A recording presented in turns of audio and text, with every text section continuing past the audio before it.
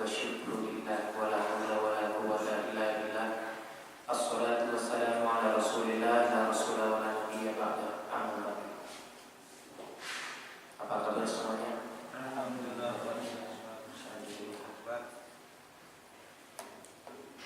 Ada satu ayat sebagai landasan untuk kajian pada satu pagi ini. Saya bacakan.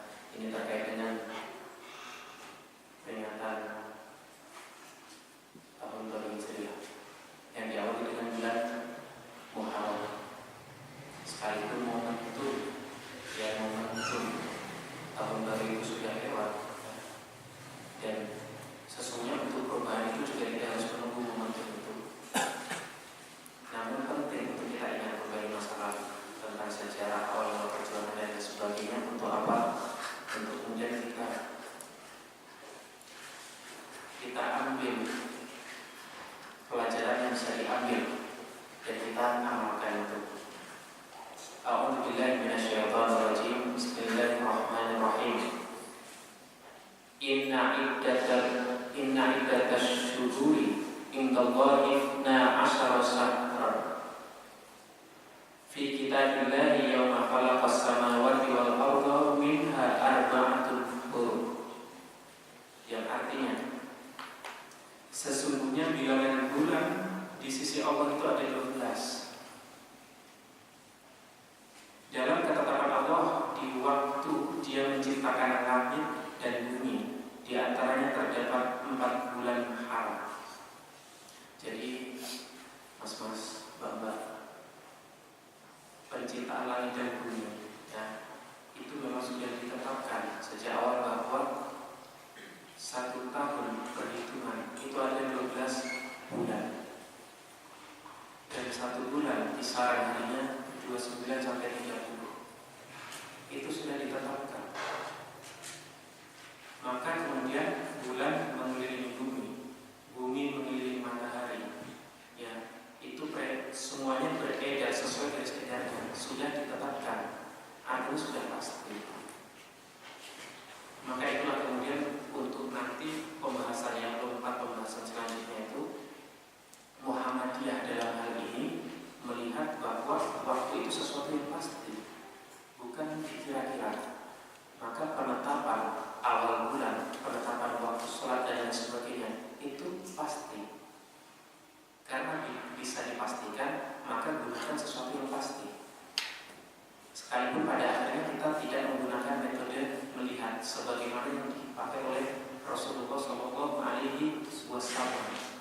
Sekalipun itu dipakai sebagai konfirmasi, ya, sebagai konfirmasi, tapi informasi pastinya itu ada pada ilmu pasti yang saya sampaikan tadi. Nabi itu tidak bisa membaca, tidak bisa menulis, maka disebut ummiyun. Tidak ada teknologi zaman itu, maka yang digunakan untuk melihat ada sebagai awal penanggalan itu dengan mata. Kita tidak tahu, andai kata zaman itu Nabi sudah bisa baca, sudah bisa tulis, dan ada teknologi, kira-kira mana yang akan digunakan Nabi? Wallahu a'lam. Yang jelas Allah menegaskan di dalam Al-Quran, semuanya benda langit, ya, bulan mengelilingi bumi, bumi mengelilingi matahari, semuanya bergerak. Bahkan matahari, ya, tatanan surya kita pun bergerak dalam satu galaksi itu, dan galaksi pun tidak berhenti, semuanya bergerak. Karena kalau berhenti sedangkan ada yang bergerak, itu bahaya, bisa berulang, ya, keadaan. Baik, mas-mas, bapak, hijriah, ya, hijrah itu artinya kan berpindah. Nah, berpindah itu bisa dimaknai tentang 2 hal. Yang pertama, makan, dan yang kedua, makna berpindah. Maka kemudian tahun dikatakan hijriah atau hijrah itu memang dia terus berpindah, berganti, silih berganti. Sekalipun kalau kita menengok sejarah yang ke belakang, ditetapkan tahun berhijriah itu juga karena ada sejarah hijrah. berpindah Nabi dari Mekah ke Madinah. Dan perpindahan itu, hijrah itu dalam sejarah Islam ya, ini sebagai tonggak perjuangan itu tidak dilakukan sekali. Kita mengenalnya itu kan hijrah dari Mekah ke Madinah. Ada muhajirin, kemudian disambut oleh Ansor. Selain itu ada hijrah yang lain, hijrahnya sahabat Nabi ke negeri Habsyi ya, atau Habsyah, yang rajanya itu dikenal sebagai Raja An-Najasyi, Kristen ya, Nasrani. Tetapi Nabi tetap menyuruh sahabat itu untuk hijrah ke sana, pindah ke kerajaan Kristen itu. Kenapa? Karena di sana rajanya adil.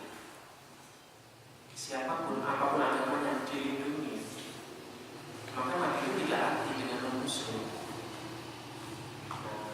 Nah itu nanti untuk kelas sejarah. Sekarang kita kembali lagi kepada hijrah.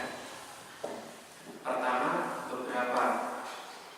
dari beberapa hal yang harus kita petik tentang peringatan tahun baru Hijriah itu adalah tentang syukur tentang waktu. Waktu itu satu dari dua hal yang sering dilupakan. Yang pertama waktu, dan yang kedua kesehatan. Dua nikmat yang sering dilupakan itu, yang pertama waktu dan yang kedua kesehatan. Kenapa? Karena kedua hal itu selalu melekat dalam diri kita dalam segala dimensi. Kita tidak bisa keluar dari keluar dari dimensi waktu, tidak bisa. Orang yang keluar dari dimensi waktu, dia tidak hidup. Kalau kita hidup, artinya kita ada di dalam dimensi waktu. Dan kalau kita hidup, kemungkinan ada dua. Yang pertama sakit, yang kedua sehat. Dan orang sering teringat dengan nikmat berupa sehat ketika sedang sakit. Nah, artinya itu kita didorong ya tentang peringatan tahun baru Hijriah itu bukan terus kita bersenang-senang foya-foya, bukan. Itu sesungguhnya untuk memaknai ya tentang waktu, tentang sehat itu. Sekarang waktu. Bicara soal waktu, maka bicara soal sejarah.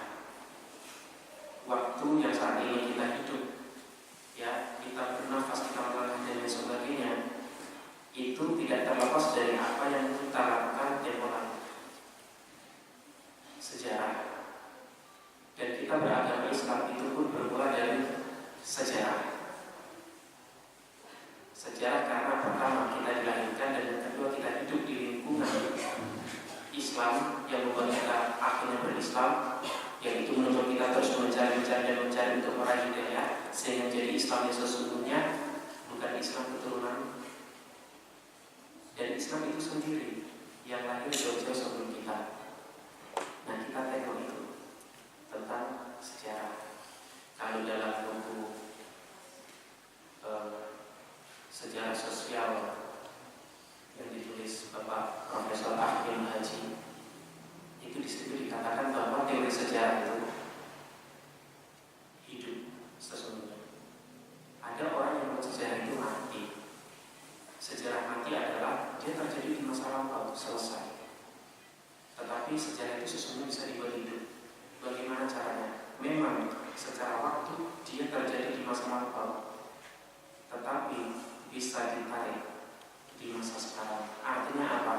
Terjadi di masa lampau, dampak yang bisa dirasakan sekarang kemudian difikirkan untuk membaca atau memprediksi apa yang akan terjadi di masa depan.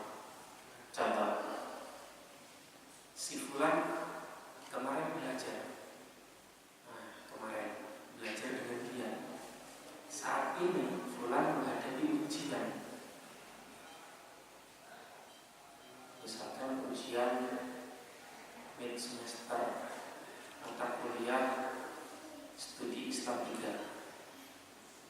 Bisa mengerjakan. Artinya apa?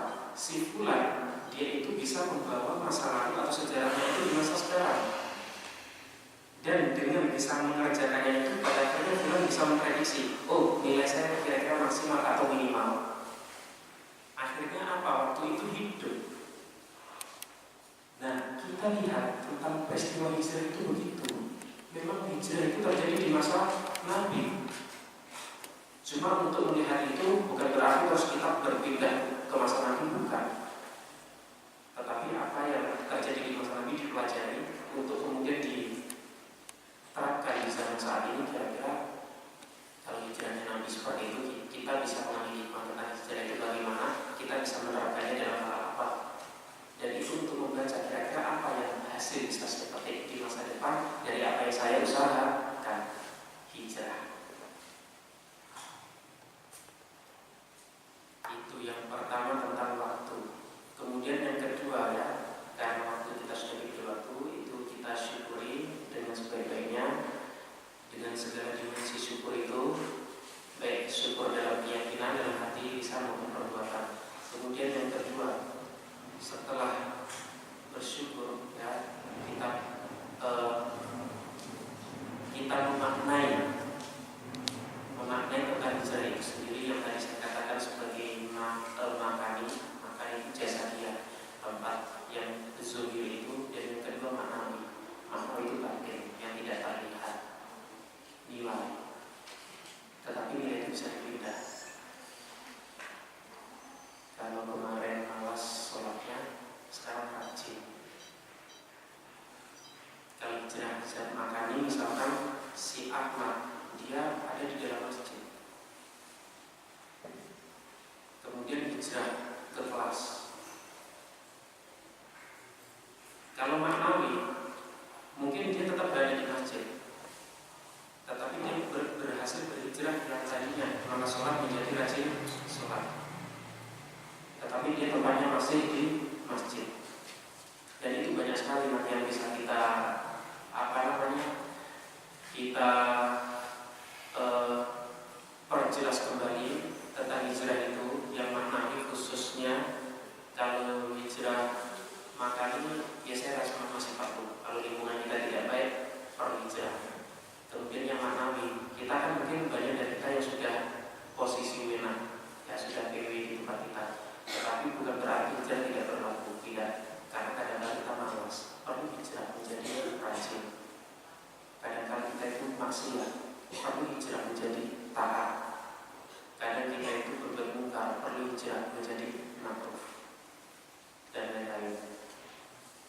Nah, selanjutnya mengenang, ya tadi saya katakan mengenai hijrah Rasul, dan kemudian meneguhkan kembali bahwa kalender hijrah itu adalah kalender ibadah. Kalender hijrah itu kalender ibadah. Penjelasannya, awal waktu Ramadan, awal waktu Syawal yang itu penuh dengan ibadah-ibadah, itu ada di bulan Hijriah. Kemudian penghitungan waktu sholat itu juga berdasarkan kalender Hijriah. Penghitungan bulan mengelilingi bumi, kalender Hijriah, ya, bulan Hijriah.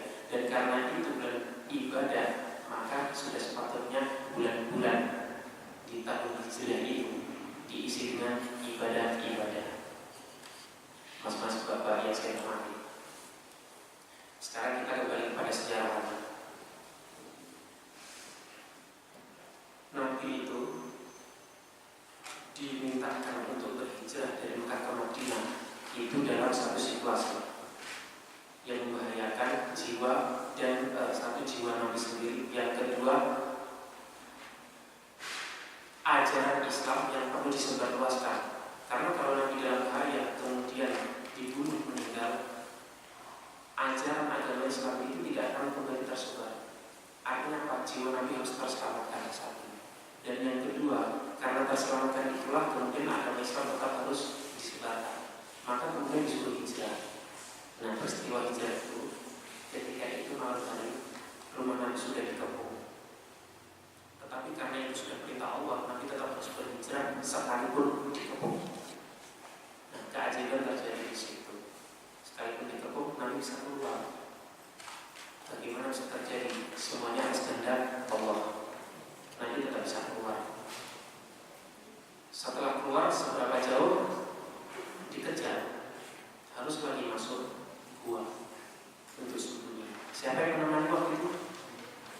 Abu Bakar. Setelah masuk guanya mau dimasuk, si pengejar ini mau mengejar sampai ke gua itu, tetapi diurungkan niatnya. Setelah melihat pintu gua lolos.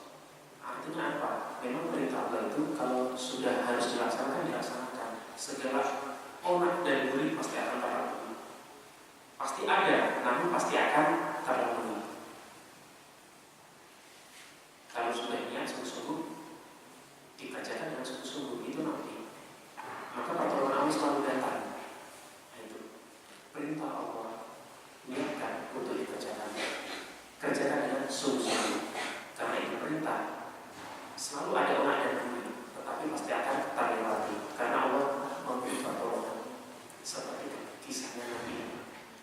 Kemudian setelah itu keluar melalui jalur yang lain, tidak selalu dilewati jalur itu, maka tidak diketahui. Ini bisa diambil pelajaran bahwa untuk mencapai suatu cita-cita itu tidak harus dengan satu cara. Kalau orang mengatakan banyak jalan menuju Roma, harus kreatif, harus inovatif. Selama tidak bertentangan dengan syariat Islam. Nah, harus melewati padang pasir panas. Kadang ada binatang berbahaya di padang pasir itu. Tidak seperti apa yang kita bayangkan. Jauh, ya, jauh.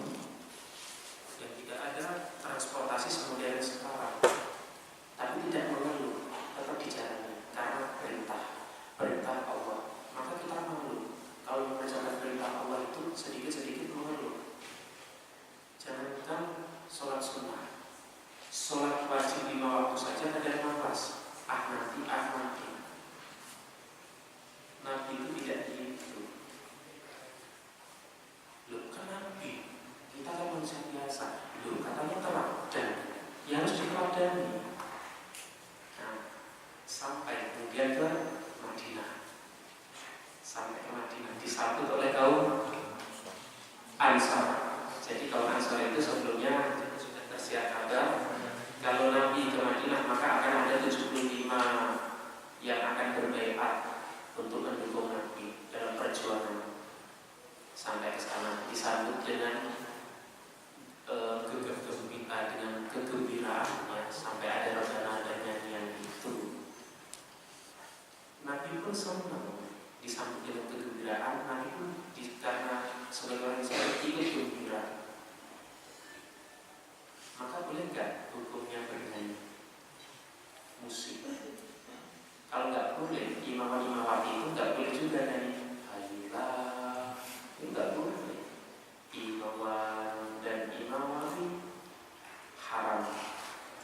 Tapi itu tidak terjadi di masa Nabi. Nabi juga tidak melarang. Kalau kita sekarang melarang itu, sama saja kita melebihi wewenang Nabi. Memang ada hadis yang melarang. Artinya apa? Musik itu bisa menjadi terlarang dalam satu saat, bisa dibolehkan dalam saat yang lain. Itu bukan hadis general, itu lex spesialis, bukan lex generalis. Menganggap hadis itu berlaku untuk semua musik lagu salah. Perlu belajar usul fikih terlebih dahulu. Jadi boleh nyanyi Ikatan Mahasiswa Muhammadiyah, boleh. Apalagi sampai membangkitkan semangat berorganisasi, ya, semangat berdakwah, malah harus bisa menjadi wajib.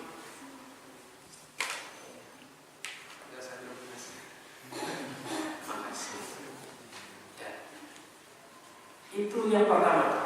Banyak pelajaran yang bisa kita ambil tentang sejarah hijrah Nabi. Yang kedua, kita tengok sejarah sebelumnya. Ketika sahabat dimintakan untuk hijrah ke Habsyah atau Habsyi, bagaimana bisa? Sekarang kan kadang karya-karya itu non kafir, halal darahnya. Dan Nabi loh menyuruh sahabat untuk hijrah kepada negeri yang itu kafir, Nasrani. pemimpinnya sampai kemudian rakyatnya Nasrani, sekalipun ada dalam pendapat sejarah yang lain pada akhirnya Raja An-Najashi itu memeluk Islam. Itu masih dialog para ahli sejarah. Yang jelas ketika itu masih dalam keadaan non-muslim, ya, Nasrani. Apa yang terjadi ketika para sahabat yang berhijrah ke Habsyi ini sampai di Habsyi, sampai di hadapan Raja Najasyi? Setelah dijelaskan baik-baik, ya, dilindungi. Bayangkan orang Islam di situ minoritas di tengah mayoritas itu dilindungi, dan orang Islam merasa terlindungi. Bukankah dia itu orang Nasrani, tetapi semangatnya semangat Islam, ya, semangat melindungi.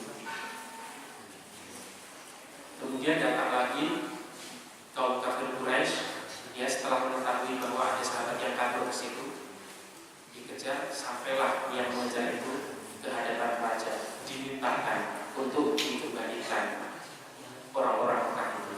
Apa Raja Najasyi? Tidak, mereka dalam perlindungan. Maka tidak salah itu Nabi itu kalau menyuruh sahabatnya itu hijrah ke Habsyah, tidak salah. Dan itu tentu saja petunjuk Allah.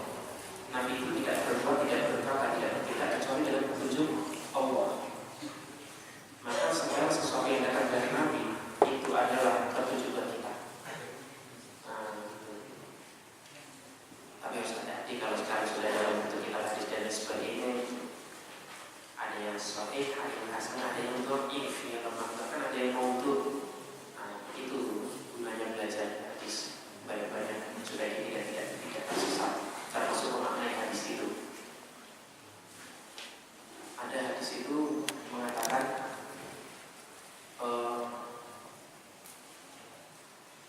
buah terong adalah buah surga, dan hadis itu muncul di pasar. Palsu hadis itu, hadisnya palsu. Itu apa ya, hadis bisnis. Kemudian ada lagi hadis-hadis politik. Kalau kita salah memaknai hadis, apalagi dalam politik, itu bahaya, bisa memecah belah. Mas-mas, mbak-mbak yang terhormat. Kemudian kita memaknai lagi, ya, soal tadi yang hijrah Nabi dari Mekah kepada Madinah itu mempertemukan antara Muhajirin dan Ansor bersatu. Maka semangat hijrah sesungguhnya semangat persatuan. Kalau di Mekah itu bawaannya adalah perpecahan, tidak ada. Jadi Mekah pra-Islam itu bahannya terdiri dari banyak suku. Yang paling besar itu Aus dan Khazraj, dan mereka satu suku dengan suku yang lain itu saling bersaing, dan persaingannya tidak sehat, bukan fastabiqul khairat, bukan, tetapi karena untuk survive, ya, bertahan. Siapa yang ingin bertahan membunuh, yang ingin hidup membunuh, begitu. Maka terus berperang, dan berperang itu menjadi sesuatu yang wajar. Kalau kita melihat peperangan itu tidak wajar, ketika itu di sana itu menjadi wajar. Justru yang tidak pernah perang tidak wajar. Ya, karena berjalan begitu. Itulah kenapa Islam datang, untuk menyatukan. Dan ketika Islam datang, menjadikan suku Aus, suku Khazraj yang terbesar itu bisa bersatu. Ini setelah Fathul Makkah tentu. Setelah kemudian Makkah menjadi Muslim.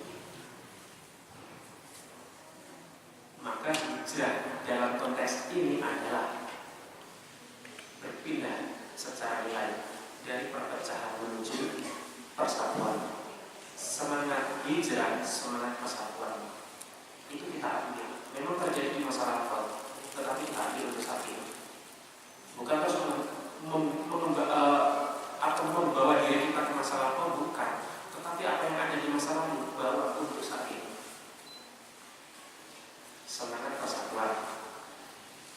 Kemudian yang kedua, sekalipun Nabi itu diancam, ya, kemudian dizalimi dan lain sebagainya, yang itu memaksa Nabi untuk kemudian berhijrah, itu bukan berarti kemudian hijrahnya Nabi itu menyusun kekuatan untuk kemudian menyerang balik, tidak. Tetapi berhijrah menyusun kekuatan untuk kemudian kembali dan mengajak orang-orang yang menzalimi itu menuju jalan kebenaran. Maka itu terbukti ketika Madinah sudah kuat, kemudian Fathul Mekah terjadi, ya, mereka semuanya kembali ke Mekah dengan massa yang begitu banyak, dan yang di Mekah itu kalah jumlah kalau kafir Quraisy. Tetapi apa kata Nabi? Apa kata Nabi? Tidak ada yang akan dizalimi, dan siapa yang anak-anak kemudian orang tua yang non Islam itu dia tetap dalam keadaan aman. Itu ketika Nabi dan rombongan dari Madinah itu datang ke Mekah, dilindungi. Bayangkan itu. Dan itu pada akhirnya yang sampai membentuk hati banyak orang untuk kemudian tertarik pada Islam, mempelajari Islam dan bersyahadat. Bukan terus dendam. Jadi dendam dilindungi itu harus dihijrahkan kepada pemaaf. Maka semangat Islam itu semangat memaafkan. Bahkan kata Quraisy tidak ditemukan di dalam Al-Quran itu perintah itu meminta maaf. Perintahnya apa? Memberi maaf. Bukan maaf berat banget. Tapi itu yang didukung Islam, semangat memaafkan.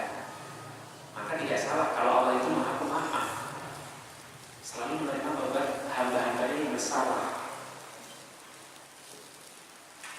Saya tanya Mbak, misalkan Mbaknya pagi ini menyembah pohon beringin, itu kan dosa terbesar, itu syirik ya. Mbaknya bawa snack itu, snack sama minumnya ditaruh di depan pohon, Mbak untuk sarapan. Setelah itu Mbaknya dapat teguran dari teman, dinasihati dan sebagainya. Mbaknya tahu kalau itu salah syirik, akhirnya Mbaknya menyesal, bertaubat. Tobat juga diterima enggak? Syirik loh ya, dosa terbesar yang katanya dosanya tidak akan dimaafkan. Kira-kira tobatnya diterima enggak?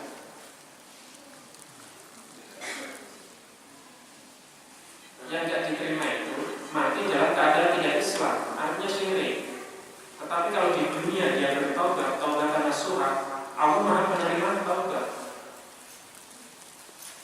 Itu Allah. Apa kita terus tetangga kita, teman kita, saudara kita berlaku salah pada kita dendam, merasanya kesalahan kemari, tidak memaafkan, dia sudah meminta maaf, tidak dimaafkan, dicuekin berhari-hari. Itu kan melampaui kewenangan Allah akhirnya. Sombong diri kok sombong banget. Aku saja menerima maaf kok kita tidak, kan gitu. Maka semangat hijrah itu salah satunya. Ya, semangat hijrah itu semangat memaafkan. Nabi itu memaafkan kaum kafir Quraisy yang menzalimi, yang bahkan memaksa Nabi sampai hijrah jauh ya ke Madinah dengan segala rintangannya itu, perjuangan dan sebagainya. Tapi Nabi tidak berubah untuk Nabi tidak putus asa. Untuk apa? Untuk kemudian Nabi kembali lagi mengajak semuanya memaafkan dan sebagainya. Nabi Muhammad SAW teladan. Itu katanya teladan, dia diteladani di jalan terus sedikit-sedikit kita bukan Nabi. Ya memang bukan sih, betul. Nah, jadi itu semangat persatuan. Jadi berhijrah dari perpecahan menuju persatuan. Kemudian semangat memaafkan. Dari pertama dizalimi, kemudian dimaafkan, bahkan diajar. Maka Nabi itu kebalikan dari peribahasa yang ada di negara kita. Air susu dibalas dengan air tuba. Air tuba itu kebalikan Nabi. Air tuba dibalas dengan air susu. Diberi tamparan dibalas dengan ciuman. Islam mas, tidak Islam ya. Tapi Nabi bisa melakukan itu. Karena suatu ketika Nabi itu kan dilempar, ya, oleh satu kaum dilempar sampai luka karena mulutnya, tanggal giginya, menyakitkan itu. Kita kalau dilempar pakai kerikil kena kepala bengong-bengong, misu-misu. Nabi dilempar pakai batu sampai bibirnya loh pecah, giginya tanggal. malaikat Jibril. Malaikat itu kan nggak punya nafsu, nggak bisa marah. Dia hanya tugasnya itu kalau Jibril menyampaikan wahyu, itu malaikat sampai menawarkan kepada Nabi, kalau Nabi berkenan, Nabi mengizinkan, saya angkat bukit ini, saya timpakan ke kau itu. Kalau Nabi bilang iya, ampun, soal kapok. Tapi Nabi tidak melakukan itu. Jangan. Mereka belum tahu. Wah, bayangkan, malaikat bisa dikalahkan kalau Nabi. Malaikat bisa dikalahkan oleh manusia. Padahal manusia itu punya nafsu, punya amarah. Sedangkan malaikat tidak. Dan kita kan bukan nabi. Betul, kita bukan nabi. Kalau kita akan nabi palsu. Jadi hijrah. Tapi itu ya sejarah, kita tidak mungkin kembali ke masa-masa Islam betul-betul sumber ya, dia masih dalam keadaan dulu. Kita kan sudah dihilir ini. Zaman Nabi itu masih dulu, masih sumber. Kita sudah berada di hilir. Maka hilir itu kadang dia sudah sumber, sudah bercabang-cabang begitu, sudah ada sampah dan sebagainya. Kita ini di hilir. Tetapi kalau kita masih beriman kepada Nabi Sallallahu Alaihi Wasallam, ya kepada Al-Quran dan As-Sunnah, kita masih sekalipun berada di hilir, tetapi semangatnya semangat dulu. Itu hebat. Kita tidak mungkin kembali ke masa itu karena waktu. Artinya biarlah masa lalu itu ada di masa lalu. Semangatnya bawa untuk sana ini. Kita perbaiki diri kita. Kita hijrahkan diri kita apa yang harus dihijrahkan. Dan kemudian kita prediksi kira-kira masa depan kita ingin begini, ada yang begitu. Kalau ingin begini kira-kira apa yang dilakukan? Belajar dari sejarah. Kalau ingin begitu apa yang dilakukan? Belajar dari sejarah. Kita buat sejarah itu menjadi hidup.